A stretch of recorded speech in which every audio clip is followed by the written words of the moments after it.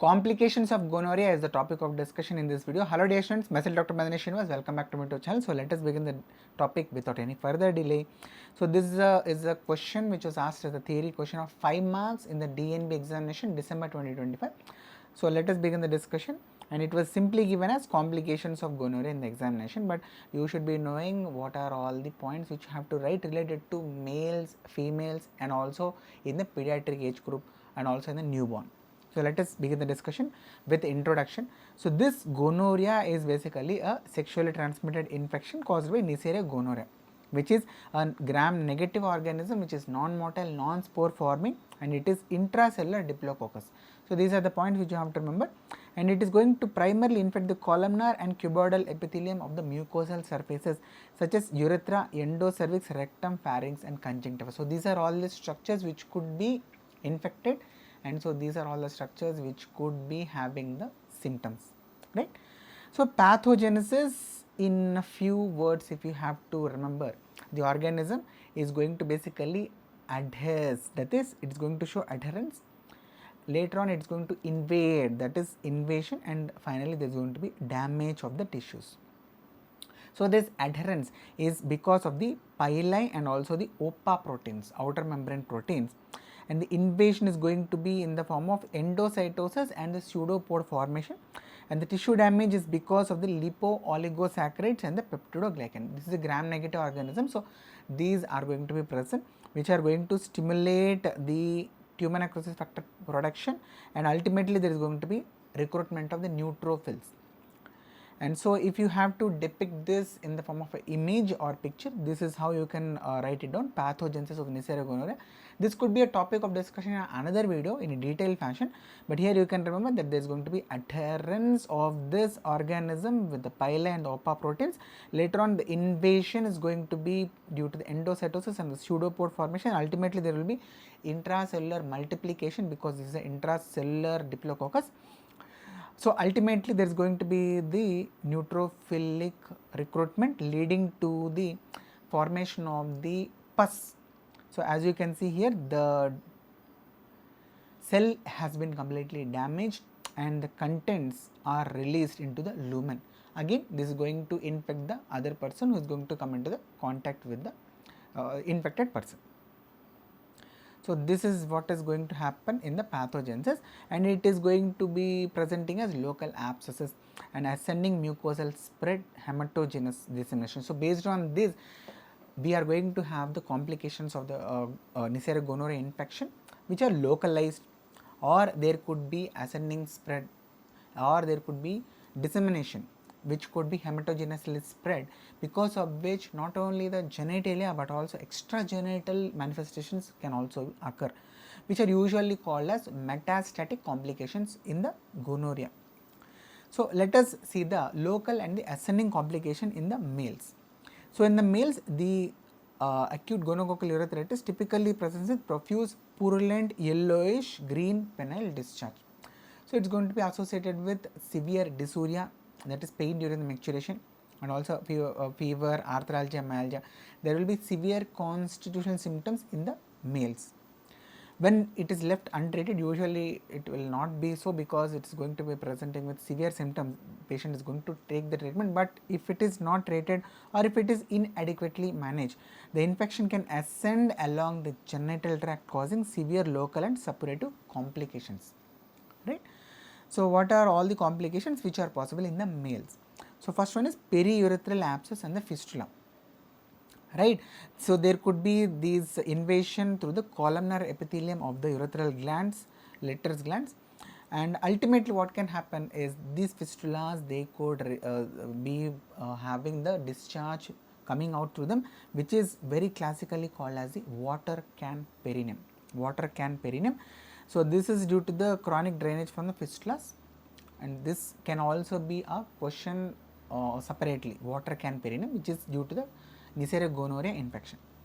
Next is there could be urethral stricture. Because of the infection and inflammation, there could be scar formation, ultimately leading to urethral stricture, which could manifest as difficulty in the voiding of the urine, right?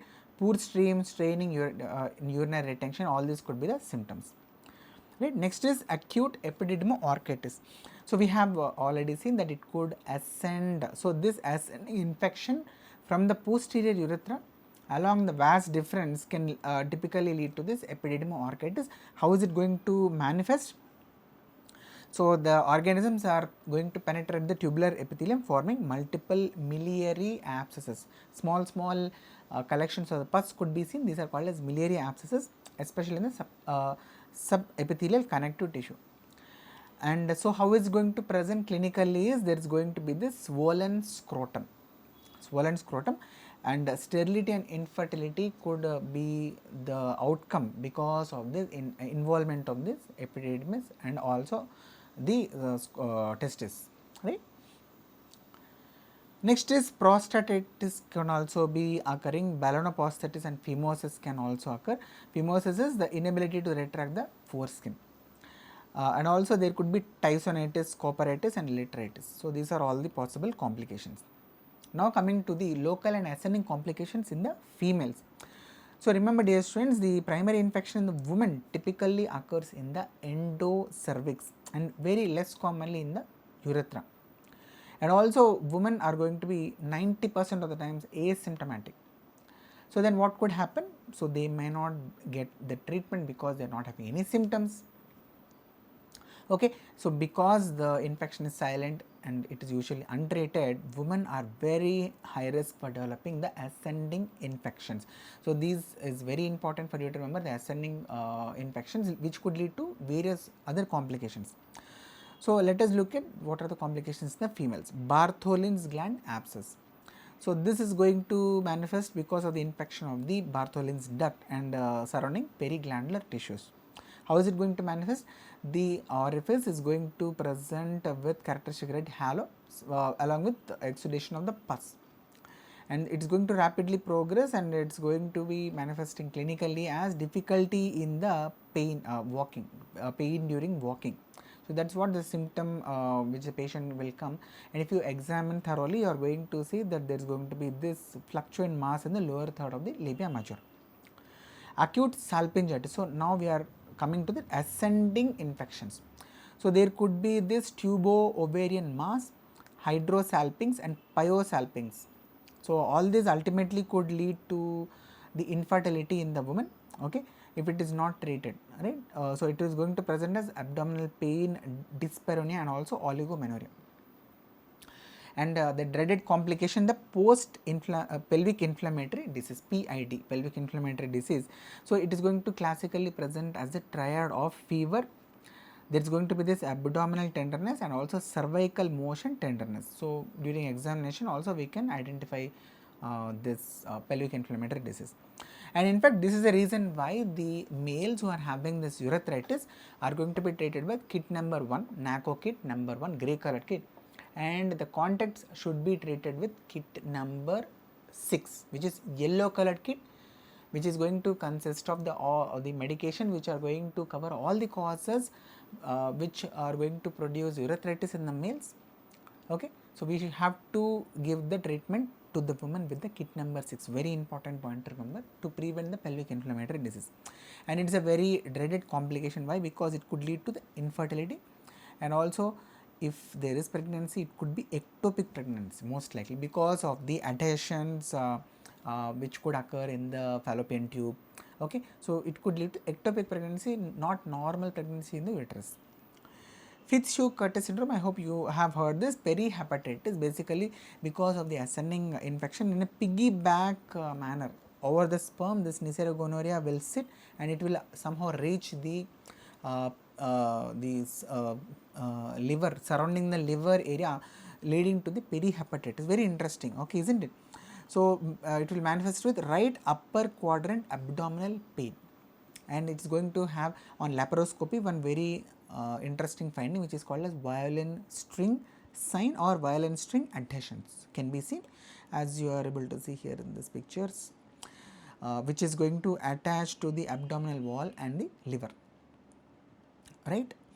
Next is periappendicitis. It could also be one of the complication in the woman. Coming to the obstetric and neonatal complications.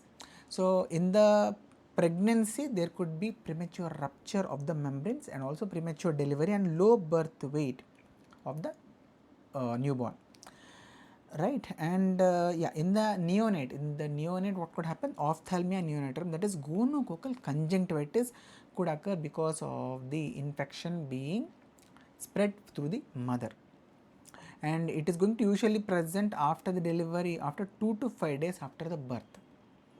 And of course, the presentation is going to be very severe. The organism literally can penetrate the cornea, leading to corneal perforation, ulceration, scar formation and permanent blindness in the newborn, right. And in the prepubertal age group girls, if there is vulvovaginitis, then it's a very strong suspicious finding for child sexual abuse. The reason is because in the adults, the vagina is made up of stratified squamous epithelium, which is going to be resistant to the Neisseria gonorrhoeae infection. Whereas in the prepubertal age group, the vaginal mucosa is made up of not stratified squamous epithelium, but it is atrophic, non-stratified, non-cornified epithelium, which is very vulnerable to the Neisseria gonorrhoeae, right. So, if at all vulvovaginitis occurs in prepubertal age group, then it's a very strong predictor for the possibility of child sexual abuse. And in fact, we have made a video on POCSO Act. If you have not yet watched, you can check out the link. It is there in this playlist itself, right. And the link for the playlist, it is there in the description, also comment section. So, what are the systemic complications of the Neisseria gonorrhoeae? And we are going to call these as disseminated gonococcal infection or metastatic complications of the Neisseria gonorrhoeae. So, basically this is also called as arthritis dermatitis syndrome, because there is going to be skin involvement, along with that there will be involvement of the joints. So, the most common it is the most common systemic complication of the Neisseria gonorrhoeae, affecting almost 0.5 to 3% of the untreated mucosal cases, and it is driven by the bacteremia of the gonococcus. And what are the predispositions? So, it is more commonly seen in the women when compared to the men, and this develops within 2 to 3 weeks of the primary mucosal infection. So, that is why we should treat it adequately and aggressively, and also we should ask the patient to come for regular follow-ups, so that we will not miss out on any of these systemic complications from occurring. And it is frequently initiated during the menstrual cycles because of the exposed submucosal blood vessels, through which the organism can easily enter the bloodstream and it can reach the body. And also it could be seen during the second and third trimesters of the pregnancy. Patients with inherited complement deficiency syndrome, this is also very important question. C5, C9, and this complements, if they are deficient, then the patients are at very high risk to develop DGI. Not only that, recurrent disseminated gonococcal infection can also occur in these individuals. So, what are the presentations? The classic presentation is going to be the migratory polyarthralgias and tenosynovitis in the patients, especially affecting the extensor tendons, and there is going to be this migratory joint pain, very interesting migratory joint pain. The pain is, joint pains are going to migrate from one joint to other. There is going to be dermatitis, palpable purpura, and also pustular lesions can occur, especially in the distal extremities. And whenever you have this patient having the petechiae that evolve into vesicles and pustules, always suspect and ask for the possibility of any urethritis in the recent past. And these are ultimately going to lead to the grey necrotic and hemorrhagic centers if you see the evolution of the patient. And these represent basically the embolic septic microabscesses in the dermal blood vessels. We can also see localized septic monoarthritis can also occur, often targeting the large weight bearing joints like knee, ankle, wrist. So, the affected joint is hot, red, swollen and restricted. Here basically they are going to be signs of inflammation in the patient. Apart from these, the patient can also develop life-threatening extragenital complications. Like for example, there could be endocarditis specifically affecting the aortic valve. There could also be gonococcal meningitis and other mucosal and ocular complications, like for example, the patient can also have the gonococcal pharyngitis. because of which the patient may act as a carrier, and also there could be uveitis and iridocyclitis also in the patients. And not related to the complications as such, but you must remember public health problem, or because of this infection there could be antimicrobial resistance. I hope you know that in the kit number 1 and also in all the kits, kit number 6 and also kit number 8, wherever cefixime is used to target the Neisseria gonorrhea, the dosage has been increased from 400 milligrams to 800 milligrams. The reason is because of the increased antimicrobial resistance in the Neisseria gonorrhea, which could be multi-drug resistant, also extensive drug resistance of this organism. And also there is a problem that the patients who are having the gonorrhea infection, because of the mucosa is not intact, so there is a very possibility of the retrovirus to gain the entry through these mucosa, leading to the high possibility of the HIV transmission. This is called as facilitation of the HIV transmission. Okay. So this is about the complications of the gonorrhea. So I hope all of you have understood the points related to the complications of the Neisseria gonorrhea infection.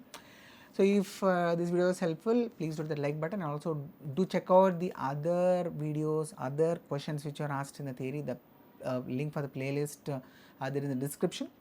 And if you are not yet subscribed to the channel, please do subscribe, and we are going to meet again in the next video soon. Thank you so much. Bye bye.